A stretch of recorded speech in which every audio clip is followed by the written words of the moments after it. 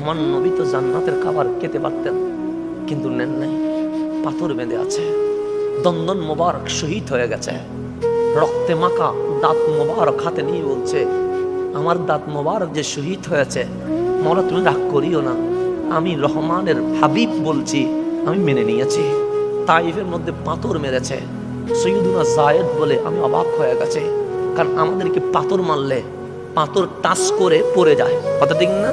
কিন্তু তাইফের মানুষ নবীকে পাথর মেরেছে, চার কোনা পাথর নয়, এগুলোকে আগে কোনসা কোনসা করছে, এইভাবে করে যে মারে পাখি শিকার করার জন্য, ওইভাবে করে আমার নবীকে পাথর মেরেছে। সৈয়দুনা জায়েদ বলছে পাথর মারছে আর আমি দেখতে পাচ্ছি নবীর পিঠ মোবারকে তীর যেরকম ঢুকে যায়, পাথরগুলো এরকম ঢুকে গেছে। আমি দেখেছি। কে বলতেছেন? সৈয়দুনা জায়েদ। পাথরের ব্যথার চোটে আমার নবী পড়ে গেলেন খেজুর বাগানে।